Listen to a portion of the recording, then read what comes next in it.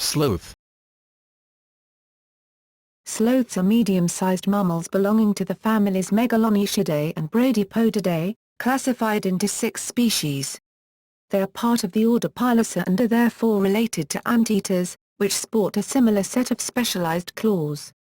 Extant sloths are arboreal residents of the jungles of Central and South America, and are known for being slow-moving, and hence named sloths.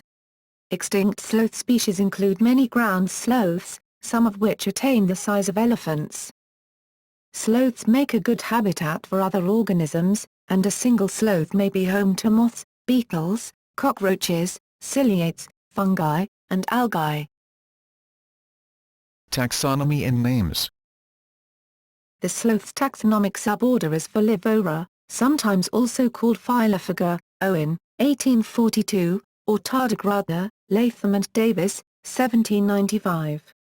The first 2 names both mean leaf-eaters. Derived from Latin and Greek, respectively. Names for the animals used by tribes in Ecuador include rito, rit, and ridet, mostly forms of the word sleep, eat, and dirty from Tagari tribe of Urarani. Ecology. Sloths are classified as folivores, as the bulk of their diets consist of buds, tender shoots, and leaves, mainly of cecropia trees. Some 2-toed sloths have been documented as eating insects, small reptiles, and birds as a small supplement to their diets. Linnaeus's 2-toed sloth has recently been documented eating human feces from open latrines. They have made extraordinary adaptations to an arboreal browsing lifestyle. Leaves, their main food source, provide very little energy or nutrients, and do not digest easily. Sloths, therefore, have large, specialized, slow-acting stomachs with multiple compartments in which symbiotic bacteria break down the tough leaves.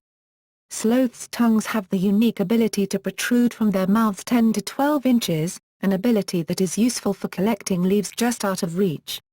As much as 2/3 of a well-fed sloth's body weight consists of the contents of his stomach, and the digestive process can take a month or more to complete.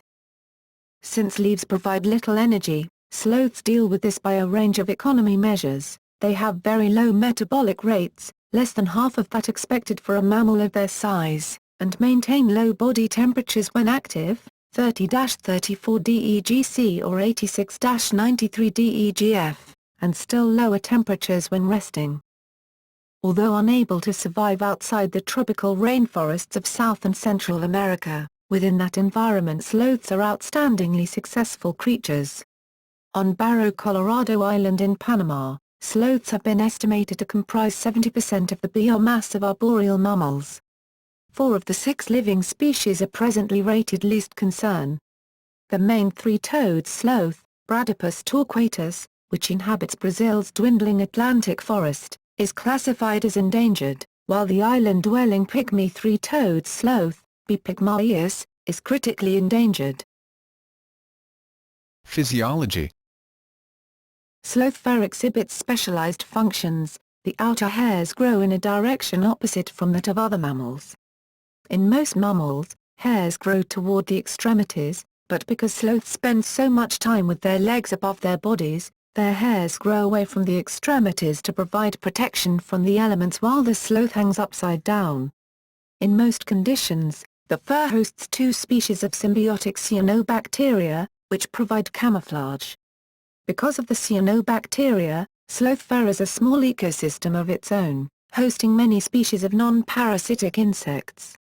Sloths have short, flat heads, big eyes, short snouts, long legs, and tiny ears.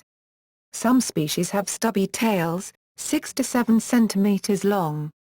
Altogether, sloths' bodies usually are between 50 and 60 centimeters long. Sloths' claws serve as their only natural defense. A cornered sloth may swipe at its attackers in an effort to scare them away or wound them. Despite sloths' apparent defenselessness, predators do not pose special problems. Sloths blend in with the trees and, moving only slowly, do not attract attention. Only during their infrequent visits to ground level do they become vulnerable. The main predators of sloths are the jaguar, the harpy eagle, and humans. The majority of recorded sloth deaths in Costa Rica are due to contact with electrical lines and poachers. Their claws also provide a further unexpected deterrent to human hunters. When hanging upside down in a tree, they are held in place by the claws themselves and often do not fall down even if shot from below. Despite their adaptation to living in trees, sloths, like many other rainforest animals, make competent swimmers. This is likely to have been true of the extinct ground sloths, as well, as evidenced by the fact that Megalonychid sloths were able to colonize the Antilles by the Oligocene, and that the Megalonychid pleomortanists and the melodontid thinobodists were able to colonize North America about 9 million years ago, well before the existence of the Isthmus of Panama. Additionally, the no-throatherid thalassocnus of the west coast of South America became adapted to a semi-aquatic marine lifestyle. Sloths move only when necessary and even then very slowly. They have about a quarter as much muscle tissue as other animals of similar weight. They can move at a marginally higher speed if they are in immediate danger from a predator, 4 or 13 feet per minute for the three-toed sloth, but they burn large amounts of energy doing so. Their specialized hands and feet have long, curved claws to allow them to hang upside down from branches without effort. While they sometimes sit on top of branches, they usually eat, sleep, and even give birth hanging from limbs. They sometimes remain hanging from branches after death. On the ground, the maximum speed of the three-toed sloth is 2 or 6.5 feet per minute. Sloths were thought to be among the most somnolent animals, sleeping from 15 to 18 hours each day. Recently, however, Dr. Neil Rattenborg and his colleagues from the Max Planck Institute for Ornithology in Starnberg, Germany, published a study testing sloth sleep patterns in the wild. This is the first study of its kind. The study indicated that sloths sleep just under 10 hours a day. Three-toed sloths are mostly diurnal, while two-toed sloths are nocturnal. Sloths go to the ground to urinate and defecate about once a week, digging a hole and covering it afterwards. They go to the same spot each time and are vulnerable to predation while doing so. The reason for this risky behavior is unknown, although some believe it is to avoid making noise while defecating from up high that would attract predators. Consistent with this, they reportedly relieve themselves from their branches during storms in the rainy season. Another possible explanation is that the middens provide the sloths with one of their few methods of finding one another for breeding purposes, since their sense of smell is far more acute than their eyesight or hearing. Still, other recent studies have suggested that it might be relevant for maintaining the ecosystem in the sloths where individual sloths tend to spend the bulk of their time feeding on a single modal tree. By burying their excreta near the trunk of that tree, they may help nourish it. Recently there has been some speculation that sloths go to the ground to defecate because of their mutually beneficial relationships with moths. While the sloth defecates, female moths that otherwise live on a sloth will get off and immediately lay her eggs directly on the fecal matter, on which the larvae survive until they each, in turn, mature to an adult and are able to fly onto a sloth. Incidentally, it appears that sloths benefit from their relationship with moths because the moths are responsible for fertilizing algae on the sloth, which provides them with nutrients. Infant sloths normally cling to their mother's fur, but occasionally fall off. Sloths are very sturdily built and rarely die from a fall. In some cases, they die from a fall indirectly because the mothers prove unwilling to leave the safety of the trees to retrieve the young. Females normally bear one baby every year, but sometimes sloths' low level of movement actually keeps females from finding males for longer than 1 year. Almost all mammals have 7 cervical vertebrae, neck bones, including those with very short necks, such as elephants or whales, and those with very long necks, such as giraffes. The few exceptions include manatees and two-toed sloths, which each have only 6 cervical vertebrae, and three-toed sloths with 9 cervical vertebrae. Evolution. Sloths are members of the superorder Xenarthra, a group of mammals that appeared in South America about 60 million years ago, although at least one source puts the date at which sloths and related animals broke off from other placental mammals at about 100 MIR. Also included among the Xenarthra are anteaters and armadillos. The earliest xenarthrons were arboreal herbivores with sturdy spines, fused pelvises, stubby teeth, and small brains. The living sloths belong to one of two families, known as the Megalonychidae, two-toed sloths, and the Bradypodidae, three-toed sloths. All living sloths have in fact 3 toes. The two-toed sloths, however, have only 2 fingers. Two-toed sloths are generally faster moving than three-toed sloths. Both types tend to occupy the same forests. In most areas, one species of three-toed sloth and one species of the larger two-toed type will jointly predominate.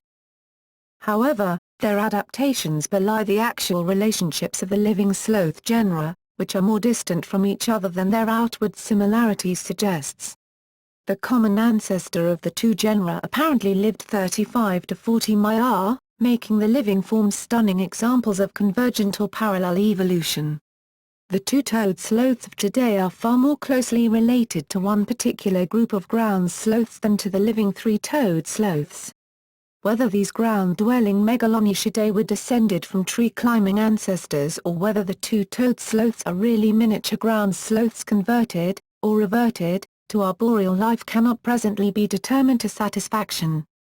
The latter possibility seems slightly more likely, because the small ground sloths Acratocnus and Neocnus, which were also able to climb, are among the closer relatives of the two-toed sloths, and these together were related to the huge ground sloths Megalonyx and Megalocnus. The evolutionary history of the three-toed sloths is not well known. No particularly close relatives, ground-dwelling or not, have yet been identified. The ground sloths do not constitute a monophyletic group. Rather, they make up a number of lineages, and as far as is known, until the Holocene, most sloths were in fact ground dwellers.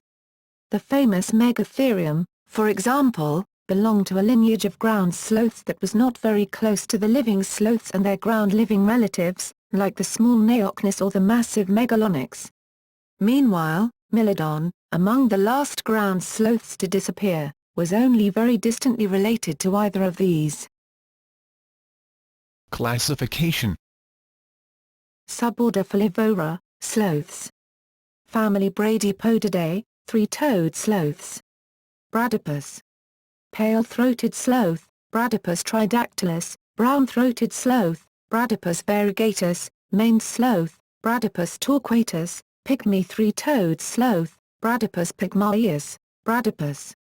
Pale-throated sloth, Bradypus tridactylus, brown-throated sloth, Bradypus variegatus, maned sloth, Bradypus torquatus, pygmy three-toed sloth, Bradypus pygmaeus, pale-throated sloth, Bradypus tridactylus, brown-throated sloth, Bradypus variegatus, maned sloth, Bradypus torquatus, pygmy three-toed sloth, Bradypus pygmaeus, family Megalonychidae, two-toed sloths and extinct ground sloths. Coloepus, two-toed sloths. Hoffmann's two-toed sloth, Coloepus hoffmanni, Linnaeus's two-toed sloth, Coloepus didactylus. Acratocnus, Habonocnus, Imagocnus, Megalocnus, Megalonyx, Neocnus, Coloepus, two-toed sloths. Hoffmann's two-toed sloth, Coloepus hoffmanni, Linnaeus's two-toed sloth, Coloepus didactylus. Hoffmann's two-toed sloth, Coloepus hoffmanni, Linnaeus's two-toed sloth, Coloepus didactylus. Acratocnus, Habonocnus, Imagocnus, Megalocnus, Megalonyx, Neocnus, family Megatheridae, extinct ground sloths. Erematherium, Haplopus, Megatherium, Propotherium, Promegatherium, Erematherium, Haplopus, Megatherium, Propotherium, Promegatherium, family Melodontidae, extinct ground sloths.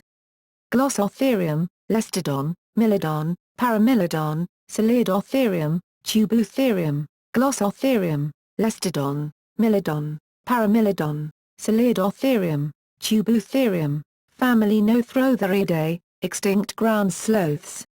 Minothropus, Nothropus, Nothrotheriops, Nothrotherium, Prunothrotherium, Thalassocnus, Minothropus, Nothropus, Nothrotheriops, Nothrotherium, Prunothrotherium, Thalassocnus. Extinctions. Until about 10,000 years ago, ground sloths such as Megatherium lived in South America as well as in much of North America. They colonized the latter as part of the Great American Interchange. Along with many other animals, however, they disappeared shortly after the appearance of humans on both continents. Much evidence suggests human hunting contributed to the extinction of the American megafauna, like that of far northern Asia, Australia, New Zealand, and Madagascar. Simultaneous climate change that came with the end of the last ice age may have also played a role in some cases. However, the survival of ground sloths on the Antilles until about 5,000 years ago, after these islands were finally settled by humans, long after they had died out on the mainland, points toward human activities as the agency of extinction. In Peru and Chile, sloths of the genus Thalassocnus adapted to a coastal marine lifestyle beginning in the late Miocene. Initially they just stood in the water, but over a span of 4 million years they eventually evolved into swimming creatures. It is thought that when the Isthmus of Panama closed about 3 million years ago the water grew colder, perhaps contributing to their extinction by the late Pliocene. The plants these sloths fed on may have grown sparse, or they may have been unable to adapt to the lower water temperatures. Conservation. In Costa Rica, the Aviario Sloth Sanctuary cares for wounded and abandoned sloths. About 130 animals have been released back into the wild.